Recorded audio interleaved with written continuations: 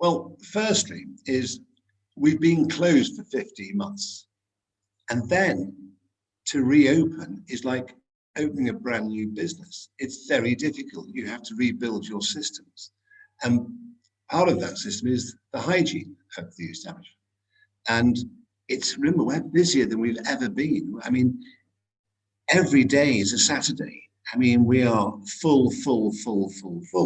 And so hygiene is number one with all clients at this moment in time. It is paramount. And they're very aware.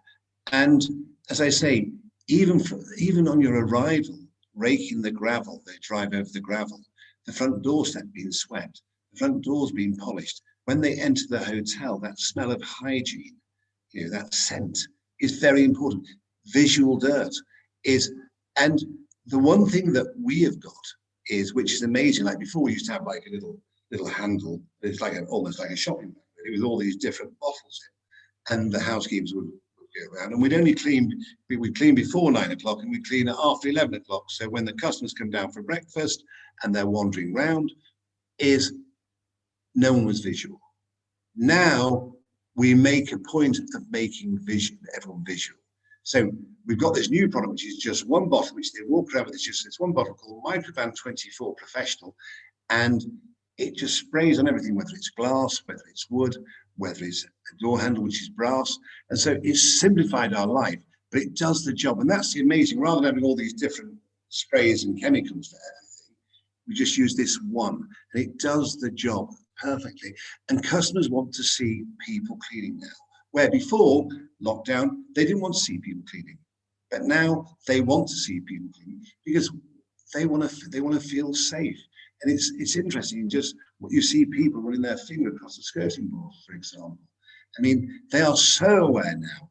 And it's like, even when it comes to doing the restaurant, for example, we use it on the back of the chairs down along the sides. We spray it under the tables or in the bar, under the stools. So we're not just cleaning the surfaces, we're doing underneath now, which is really important, because when you think people grab a bar stool, they pull it out. They grab a chair, they pull it out. So for customers to see the staff cleaning, we make a real point of it so they can see it's visual, where before we used to hide it, and have it done. But now we're quite comfortable because customers are quite happy and they feel very safe, because when you think they wear their masks to the point where I find them wandering around the garden with their masks. I said, there's no need to wear a mask in the garden. But people have got so used to it. It's like those hand sanitizers.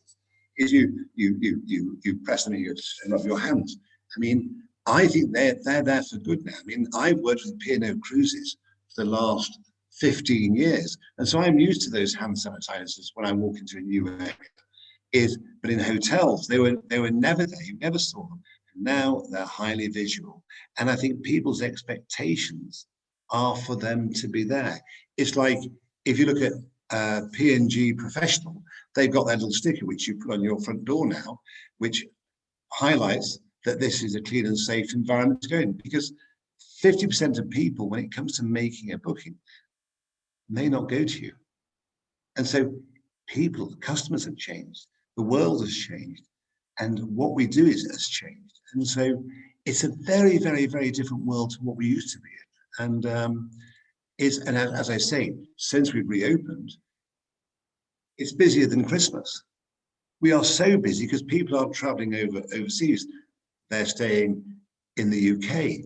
And so it's not just cleanliness, it's also the supplies because of Brexit. So it's the most difficult time I've ever known in over 40 years of being in the hospitality industry. And as I say, cleanliness is there. Then just trying to get deliveries is so hard. And then staff, I mean, there's a shortage of staff. If you read the papers, there's like nearly 1 million people, job vacancies within our sector. So it's a tough world. So the pressure of looking after the customers with their demands and their wants, and then they're struggling to get, like even wine. I mean, we say we've got 30 wines on our wine list, for example. Nearly 50% of them are unavailable. And so then we have to start making changes. So it is the most difficult time. I don't know how it's affected your world. I suppose not at all, really. Well, yeah, I mean, there's more news than ever, so it's busy for us yes, too. We've got loads of it. Yeah, But I mean, it's funny you mentioned recruitment issues, because if we have time, I wanted to touch on that, if that's okay. But on the cleanliness stuff still, I mean, obviously that's always been a hugely important thing in the hotel industry and hospitality in general. But how drastic has that change been, would you say? You know, saying that now you're making everything visible when before you'd hide it. You know, that's a big difference, isn't it? I think it's really important, because what it does is it makes the customers feel safe and comfortable, because so many of us are paranoid of contracting the virus that, you know, I think it's really good for them to see you turn up bar stools and spray and clean underneath. I think it's good to see them doing the skirtings or doing the tables. I think it's really important for them to see where before housekeepers were discreet and they were sort of hidden. Now we've got an army of them. So it's interesting. What was your advice? Sorry, carry on.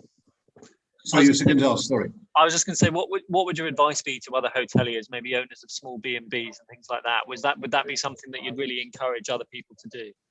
I would. I think it's really important. So, for example, say you're a B&B, you might do the cleaning and the spraying when all the customers have gone. I think it's important to do it now while they're arriving or while they're there, because they can see the extremes you're going to. That's what I think. It's a really interesting point, because like you say, it's such a classic, isn't it? All the cleaning goes on in between guests leaving and arriving, and you never see any of it. But yeah, it's a very different world we're living in these days. So yeah, just on are you still there? It looks like you've frozen. Just want to check. Hello? Oh, I think I might have lost you. I can hear you loud and clear. Oh, cool. Sorry, you froze then for a few moments, but I've got you. So did you, but I can still hear you. Oh, okay, fine. All right. Well, yeah, just carrying on. If we move on to recruitment stuff, because you did mention that, we've heard lots of stories, and like you say, it is in the national press at the moment, that hospitality businesses are really struggling to recruit people as things open up again.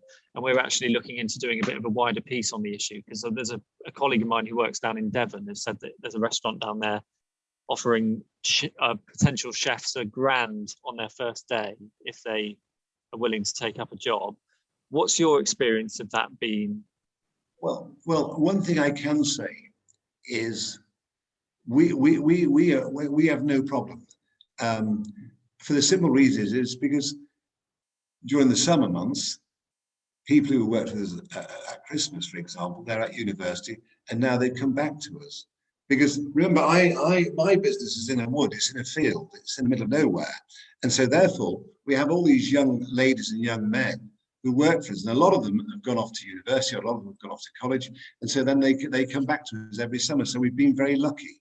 I don't know, once they go back to university, I don't know what will happen then, but as I say, we've got this strong team of young boys and girls who work very hard. As I say, they're at university, and they've been with us now a couple of years, and it's fantastic. So we've been very lucky on that front, but some of my friends are really struggling to staff.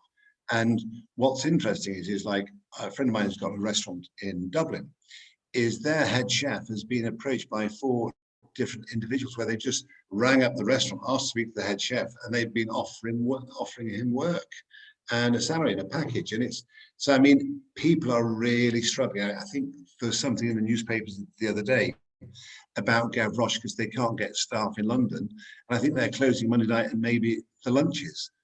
So there is a real difficulty because of what's happened, the combination of Brexit, the combination of the pandemic, people going back home and not returning. So there is a shortage. It's not just in our sector. I mean, like I think even with fruit pickers last year, it was difficult. And so it's not just about hospitality, it's about every sector. It's like the people who deliver to us, they're struggling to get staff as well. So it's a really difficult time.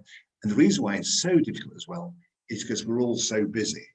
So that combination of it being Christmas every day, because we are round, and then the supplies and some people having struggling with staff, it's extraordinary. But like yesterday, we just employed another person for housekeeping because we're so busy. And so therefore, but we're very lucky, touch wood. We can talk about that issue for a lot longer, I'm sure, but I realise we're pushed for time. So there's just one other thing I wanted to ask you about as well. You've obviously got the hotel near Bath and several restaurants across the southwest as well. I just wondered what it was, if anything in particular, that you like so much about the West Country. Well, I've always liked the West Country. I mean, I bought a house a few years ago in Wiltshire, but I would have gone to Dorset. But it's just that little bit too far because I don't drive, so it's just that little bit too far. And so I've always had a love affair with sort of Somerset, Dorset, Devon, Cornwall. So it's very beautiful. And it's like, I think if my memory serves me well, that Wiltshire is the least populated county in Britain. And so it's rather beautiful. And so I'm more country than I am London, really. Do you have a particular favourite ingredient when it comes to your life in cooking and being a chef that comes from the West Country that you're a particular fan of or anything like that? Well, what's happened over the last 20, 25 years is how it doesn't matter. Every corner of Britain now produces great food and produces great produce. If I think back to when I was a young boy, in the 70s and early 80s, and you opened up the Michelin Guide, it was a desert. It was a gastronomic desert. You opened up the Michelin Guide today and look at the map. There's stars everywhere. The stars in Cornwall, the stars in Dorset, the stars in Somerset. Is starred restaurants. And I mean, and farmers have changed, like Keen's cheddar is so delicious. Farmers now producing ice creams, farmers now producing yogurts, like just over the road. Where I am there's a farm that produces the most delicious yogurt. So everything has evolved and changed over the last 20 years. And if you think there's now, in the old days, you bought your fish from a certain fishmonger. Today, you deal direct with the coast. So you've got individuals who go to the coast, they buy the fresh fish from the day boats and they drive it up on ice. And so it has changed. And I think chefs are more aware and customers are more aware as well of quality produce.